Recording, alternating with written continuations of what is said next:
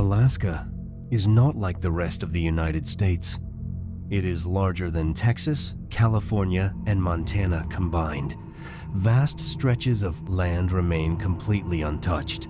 Entire regions are accessible only by plane or boat. In some places, if you step off the road and walk far enough into the fawn, trees, there may not be another human being within 50 miles. The wilderness is beautiful, but it is indifferent. In Alaska, when something goes wrong, help can be hours away sometimes. Days. Weather changes quickly. Snow erases tracks. Forests swallow sound.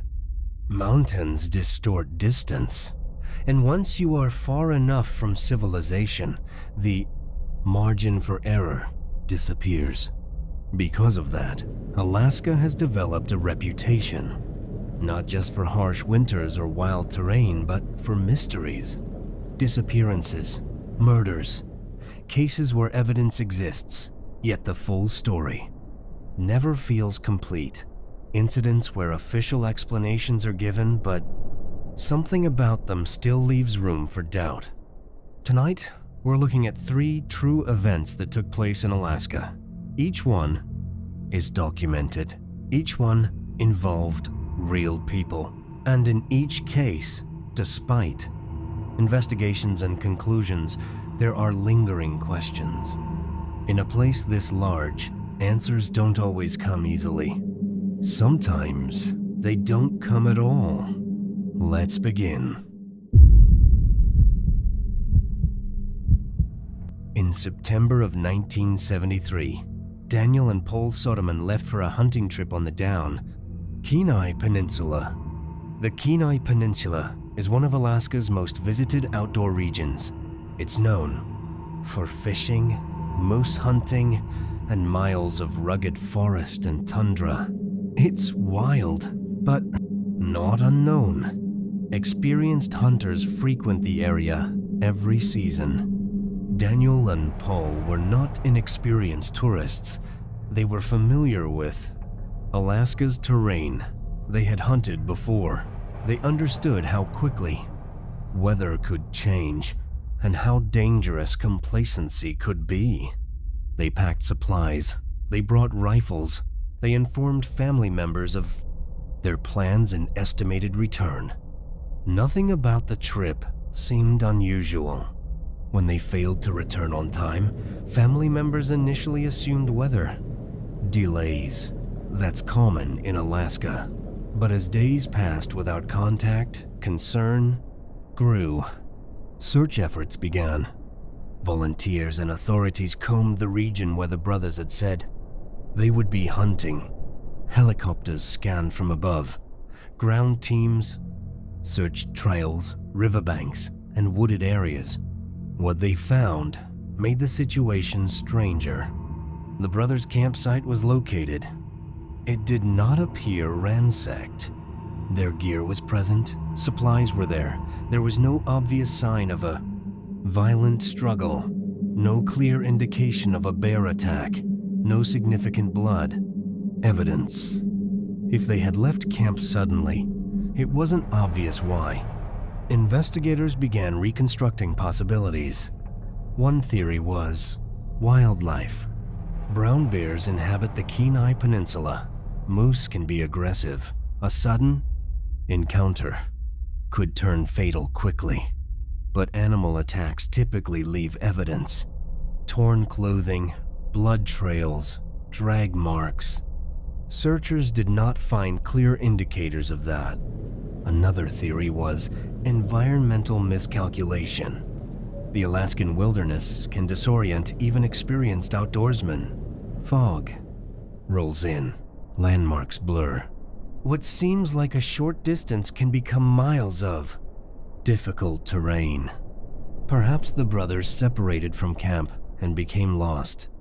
But again, 2 experienced men disappearing without leaving clearer tracks or signs troubled search teams. Search efforts expanded over weeks. Nothing definitive surfaced. Winter approached, making continued searches more difficult. Eventually, authorities concluded that the brothers likely succumbed. Exposure or accidental injury in remote terrain. It was a reasonable explanation, but not a complete one. What continues to unsettle people familiar with the case is the absence of closure. No confirmed remains. No confirmed location of death. No clear timeline of their final movements. 2 men left for a routine hunt. Their camp remained largely intact, and then they vanished. Alaska offers explanations: harsh weather, vast forests, rivers that can sweep someone away silently. But it also offers space. Space for uncertainty. Space for cases where even experienced outdoorsmen can step into an environment that simply absorbs them. The Soderman brothers' disappearance is often categorized as a tragic wilderness accident, but the lack of physical evidence leaves something unresolved. In a place as massive as Alaska, it doesn't take much distance for someone to disappear. And sometimes, even when search teams walk the same ground repeatedly, the wilderness keeps what it takes. In 1983, Anchorage was growing, but it was still small enough that people believed they knew their neighbors. That belief turned out to be dangerously wrong. Robert Hansen looked ordinary. He owned a bakery. He was married. He had children. To many people in Anchorage, he was quiet, awkward, maybe a little socially uncomfortable, but not threatening. Behind that appearance, however, was something calculated and violent.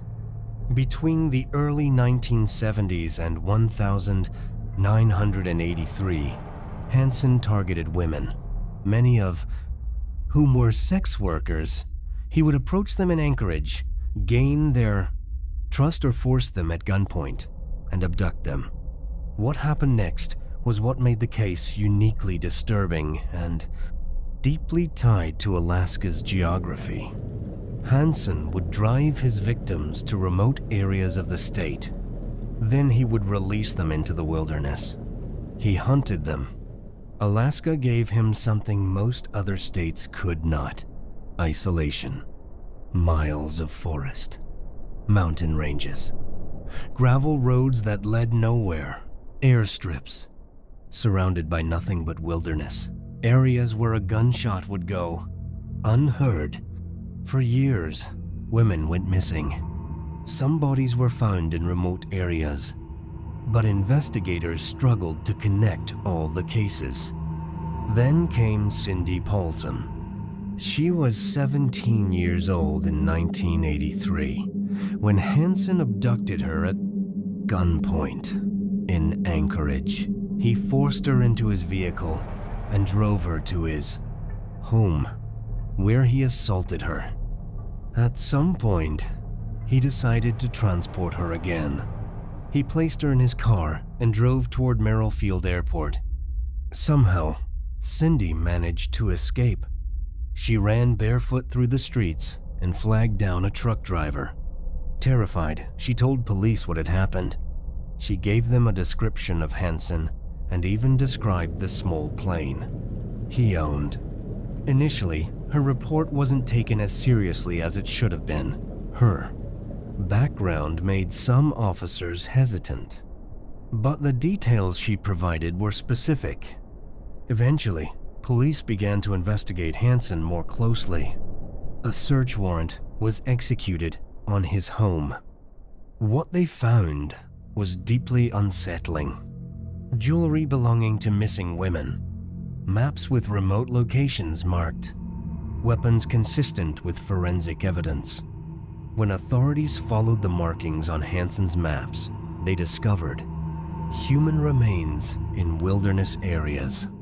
The terrain that had protected him for years now became a roadmap to evidence.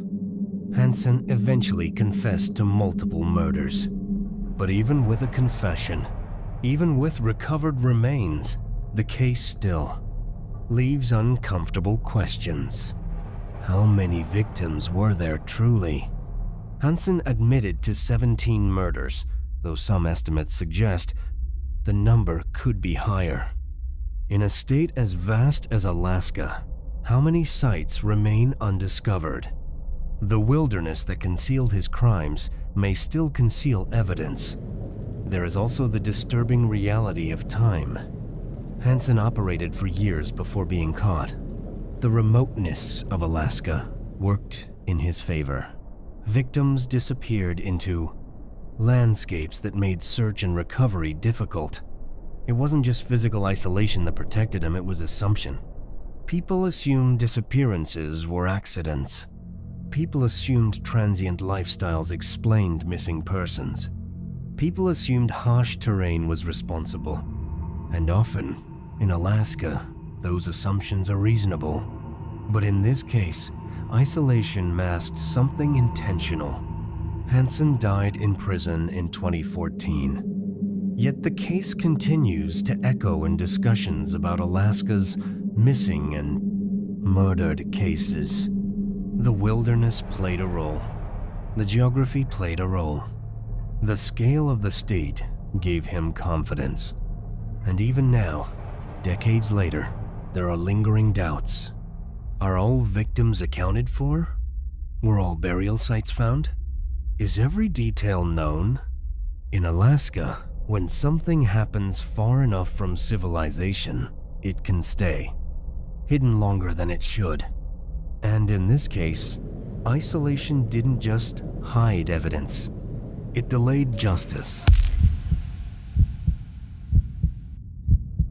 Nome, Alaska, sits along the western coast of the state, facing the Bering Sea.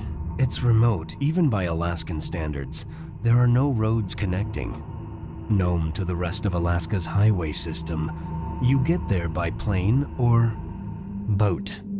In the late 1970s and early 1980s, something began happening in Nome that unsettled the entire community. Women were being found dead. Between 1,979 and 1,983, several women were discovered murdered under Sten. Disturbing circumstances. Many of the victims had been sexually assaulted. Several had been strangled. Nome is not a large city. During that time period, its population was only a few thousand people. News spread quickly. Fear spread faster. When the first cases surfaced, there was uncertainty. Was this random violence? Was it connected? Was it someone passing through? But as the deaths accumulated, similarities became harder to ignore. Victims were often vulnerable women. There were indications of sexual assault. Strangulation appeared repeatedly as a cause of death. In a small town, patterns don't go unnoticed. Law enforcement faced unique challenges.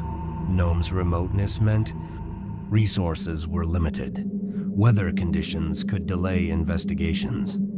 Forensic capabilities in rural Alaska during the late 1970s were not what they are today. Rumors grew within the community. People speculated about who could be responsible. Suspicion fell on individuals. Trust within the town began to erode. Eventually, a man named William Drury became a suspect in connection with one of the murders. He was charged and later convicted for the murder of one victim. But here is where the uncertainty remains. Not all of the murders during that period were conclusively linked to Drury. Some investigators believed there may have been a single offender responsible for multiple deaths. Others believed the similarities were coincidental, or that more than one person may have been involved. The problem was evidence. Alaska's environment complicates forensic recovery. Harsh conditions degrades scenes, wildlife interferes, time delays discovery. And in a small town, social relationships add another layer of complexity. When victims know their attacker, silence can follow. Even after Drury's conviction, debates continued. Was he responsible for more than the one murder for which he was convicted? Were the cases truly connected? Were there additional perpetrators who were never identified? Unlike larger cities where patterns can be analyzed across hundreds of cases, small-town clusters blur the lines. The no murders left more than grief behind. They left doubt. Community members lived with the feeling that something larger had happened, something that may not have been fully resolved. When crimes happen in isolated regions, investigations can stall not from lack of effort, but from lack of infrastructure. Travel delays, limited manpower, fewer forensic tools at the time. Even today, some residents believe not all questions were answered. And in a town as small as Nome, unanswered questions linger loudly. The coast remains quiet. The tundra stretches unchanged. But for those who lived through those years, the uncertainty hasn't fully faded. Were they witnessing the actions of a single predator? Or were multiple acts of violence simply colliding within a short period of time? Official records provide conclusions, but the feeling of incomplete clarity remains. And in Alaska, uncertainty tends to stretch as far as the horizon. Alaska is breathtaking. Towering mountains, endless forests, open tundra that seems to go on forever. But the same vastness that makes it beautiful also makes it isolating. In a state that large, things can disappear quickly. Hunters can walk into familiar terrain and never return. A serial killer can exploit remoteness to hide crimes for years. A small coastal town can experience multiple violent deaths and never feel completely certain about what really happened. Each of these stories is documented. Each involved real people. Each had investigations. And yet, even with official explanations, something remains unsettled. Because in Alaska, distance isn't just physical. It's investigative. It's emotional. It's permanent. And sometimes the silence of the wilderness doesn't mean there's nothing there. Sometimes it just means the answers are too far away to reach.